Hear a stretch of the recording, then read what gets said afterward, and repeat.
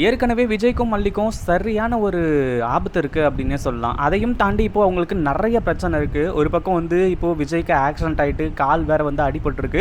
அதே மாதிரி வெண்பாவை காப்பாற்றணும் அப்படிங்கிற ஒரு நோக்கம் வேறு வந்து இன்னும் அதிகமாக இருந்துகிட்ருக்கு. அதாவது வெண்பாவை எப்படியாச்சும் சீக்கிரமாக காப்பாற்றி ஆகணும் அப்படிங்கிற மாதிரி வந்து சொல்லி இதுக்கு நடுவில் வேறு இந்த இவன் வேறு வந்து ஒரு மிகப்பெரிய பிரச்சனையை பண்ணிகிட்ருக்கான். அதாவது நம்ம மயிலுக்கு வந்து ஃபோன் பண்ணி இந்த மாதிரி நான் சொல்கிறத கேட்கல, கண்டிப்பாக வந்து நம்ம 2 பேரும் எடுத்த ஃபோட்டோஸ்லாம் வெளியே விட்டுருவோம் அப்படிங்கிற மாதிரி வந்து சொல்லி மிரட்டிட்டு இருக்காங்க. ஒரு பக்கம் 20 லட்சம் கேட்குறாங்க. அதாவது ₹1 ₹2 கிடையாது, 1 லட்சம் 2 லட்சம் கிடையாது, 20 லட்சம் கொடு, இல்லைனா எங்க ரூமுக்கு வா அப்படி இப்படின்ற மாதிரி வந்து சொல்லி ரொம்ப தப்பாக வந்து கூப்பிட்றாங்க. கண்டிப்பாக இதை வந்து யாராலையுமே ஏற்றுக்கவே முடியாத ஒரு விஷயம் அப்படின்னே சொல்லலாம். கண்டிப்பாக இந்த ஒரு விஷயத்தில் நம்ம மயில் இருந்துக்கிட்டு என்ன சொன்னாலுமே அதுக்கு ஒத்துக்கிட்டு இருக்கவே கூடாது. அதாவது நீ என்ன பண்ணுறியோ பண்ணிக்கோ, ஏன்னா எல்லாருக்குமே தெரிஞ்சது, ஊர் உலகத்துக்கு தெரில அப்படின்னாலுமே நம்ம விஜய்க்கு மல்லிக்கு இவங்க எல்லாருக்குமே தெரிஞ்சது. இந்த மாதிரி டைமில் கூட வந்து இப்படி மிரட்டுறான், நம்மளால் ஒன்றுமே பண்ண முடியாது, ஃபோட்டோஸ் வீடியோஸ் இதெல்லாம் வந்து வெளியே லீக் ஆச்சு அப்படின்னா நமக்கு தான் பிரச்சனை அப்படிங்கிற மாதிரி வந்து சொல்லி அசிங்கப்படணும், அவமானப்படணும் அப்படிங்கிற மாதிரி நினச்சி, அதுவும் இல்லாமல் இனிமேல் மல்லி அக்காவுக்கும் அதே மாதிரி விஜய் மாமாவுக்கும் நான் எந்த ஒரு அசிங்கத்தையும் வந்து கொண்டு வர மாட்டேன், அந்த ஒரு விஷயத்தில் நான் உறுதியாக இருக்கேன் அப்படிங்கிற மாதிரி நினச்சிட்டு இருக்காங்க. அதாவது முதல்ல வந்து அந்த ராஸ்கல் ஃபோன் பண்ணும்போது அந்த ஃபோன் காலை அட்டன் பண்ணுறதே மிகப்பெரிய ஒரு தப்பு. அந்த காலை அட்டன் பண்ணது மட்டும் இல்லாமல் அவன் கூப்பிட்டான்னு சொல்லிட்டு வந்து சொல்லி அங்கே போய் நிற்கிறதே மிகப்பெரிய ஒரு தப்பு. அந்த மாதிரி தான் இப்போ நின்றுக்கிட்டு இருக்காங்க. அப்படி என்ன ஆச்சு அப்படின்னா, ஒரு பக்கம் வந்து இப்போது நம்ம மயில் இருந்துக்கிட்டு அதாவது அவன் ஃபோன் பண்ணுறான், இந்த மாதிரி நீ கிளம்பி தெருமுக்குக்கு வா, நான் இங்கே தான் இருக்கேன், நீ மட்டும் இங்கே வரல அப்படின்னா நான் நேராக உன் வீட்டுக்குள்ளே வந்து காலடி எடுத்து வச்சுருவேன், இல்லை இந்த ஃபோட்டோஸ்லாம் வந்து அப்லோட் பண்ணிவிடுவேன் அப்படிங்கிற மாதிரி மிரட்டிகிட்டு இருக்கான். இன்னொரு பக்கம் மல்லி இருந்துட்டு விஜயை வந்து எப்படியாச்சும் கன்வின்ஸ் பண்ணணும்னு நினைக்கிறாங்க. ஆனாலும் விஜயோட கோவம் கொஞ்சம் கூட குறைய மாட்டேங்குது. உண்மையிலேயே விஜயோட கோவம் எந்த அளவுக்கு இருக்குது அப்படிங்கிற ஒரு விஷயம் எல்லாருக்குமே நல்லாவே தெரிஞ்ச ஒரு விஷயம். அந்த ஒரு விஷயத்தில் வந்து கண்டிப்பாக யாருமே வந்து இல்லை அப்படிங்கிற மாதிரி மறுக்கவே முடியாது. அதுலேயும் வந்து நம்ம விஜய் இருந்துக்கிட்டு இப்போ மல்லியை புரிஞ்சுக்கிட்டா மட்டும்தான் உண்டு. ஏன்னா மல்லியை புரிஞ்சுக்கிட்டு மல்லி சொல்கிற மாதிரி கேட்டால் கண்டிப்பாக வந்து நம்ம மல்லி அதாவது வெண்பாவை வந்து காப்பாற்றிடலாம். அதே மாதிரி இப்போ என்ன ஆச்சு அப்படின்னா, ஒரு பக்கம் வந்து இந்த ராஸ்கல் வந்து நம்ம மயில்கிட்ட வந்து தப்பாக நடந்துக்கிட்டு இருக்கான். அதுவும் இல்லாமல் நடு ரோட்டில் அடுத்த ராத்திரியில் வந்து நின்று பேசிக்கிட்டு இருக்கான். அதாவது பேசிக்கிட்டு இருக்கான் அப்படின்றதையும் தாண்டி மிரட்டிக்கிட்டு இருக்கான். ஒன்று இதை பண்ணு, இல்லை அதை பண்ணு, பணமாச்சு கொடு, இல்லை வந்து நீ வந்து ரூமுக்கு வா அப்படிங்கிற மாதிரி வந்து சொல்லி என்னென்னமோ வந்து பேசிக்கிட்டு இருக்கான். அந்த நேரத்தில் தான் அங்கே ஒரு போலீஸ் என்ட்ரி கொடுக்குறாங்க. போலீஸ் வந்து பார்த்த உடனே இவங்க எல்லாருமே அப்படியே முகத்தை மூடி மறைகிறாங்க. இன்னொரு பக்கம் இங்கே வந்து அந்த பசங்க மட்டும் இருந்திருந்தால் பிரச்சனையே கிடையாது. ஆனால் அங்கே நம்ம மயிலும் இருக்காங்க. அதுதான் இப்போ மிகப்பெரிய பிரச்சனையே. இப்போ போலீஸ் இருந்துட்டு யார் நீங்கள் இங்கே என்ன பண்ணிக்கிட்டு இருக்கீங்க, யார் இந்த பொண்ணு அப்படிங்கிற மாதிரி வந்து விசாரிச்சுட்டு இருக்காங்க. இதில் வந்து இப்போது இவங்க போய் சொல்லிட்டு எப்படியாச்சும் தப்பிக்கணும் அப்படிங்கிற மாதிரி வந்து சொல்லி அடுத்தடுத்த விஷயம் எல்லாத்தையுமே செய்கிறாங்க. கண்டிப்பாக இந்த விஷயத்தை ஏற்றுக்கவே கூடாது.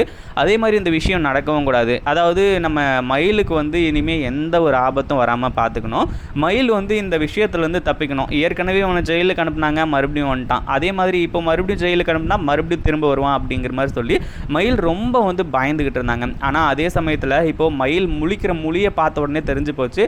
அதே மாதிரி இப்போது நம்ம மல்லியோட ஃபோனுக்கு ஃபோன் வருது. ஏன்னா விஜயும் மல்லியும் வந்து இப்போ வீட்டுக்கு வந்துட்டாங்க, டிஸ்சார்ஜ் ஆகி.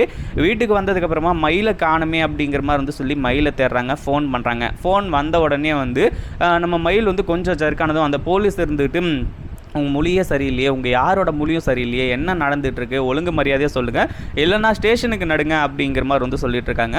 நம்ம மல்லியும் விடாமல் ஃபோன் பண்ணிகிட்டே இருக்காங்க, ஃபோன் அடிச்சுக்கிட்டே இருக்குது. அந்த ஒரு நேரத்தில் தான் வந்து இப்போது நம்ம அதாவது அங்கே வர போலீஸ் வந்து அந்த ஃபோன் காலை எடுத்து பேசுகிறாங்க.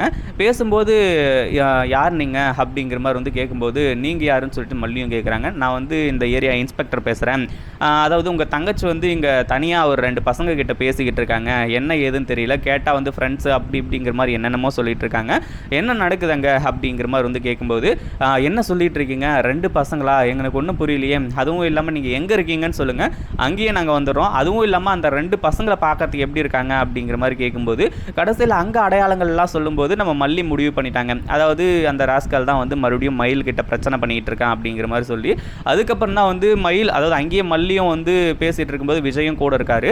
உடனே விஜயும் வந்து அங்கேருந்து கிளம்பி வந்துடுறாங்க. அந்த ராஸ்கலை நான் சும்மா விட போகிறது கிடையாது, கண்டிப்பாக அவனை நான் வந்து என்ன பண்ணுவேன்னு எனக்கே தெரியாது.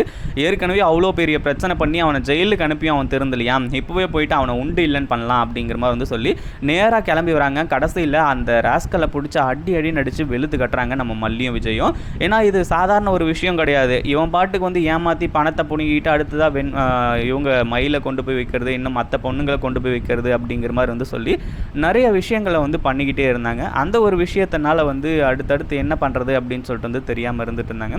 இப்போ அடுத்ததாக என்ன ஆச்சு அப்படின்னா, ஒரு பக்கம் வந்து இந்த விஷயங்கள்லாம் வந்து நடந்துகிட்டு இருக்கு. என்ன அப்படின்னா, நம்ம மல்லியும் விஜயும் வந்துட்டு அவனை பற்றி எல்லாத்தையுமே போலீஸ்கிட்ட சொல்கிறாங்க. இந்த மாதிரி ஏற்கனவே பண்ணான்.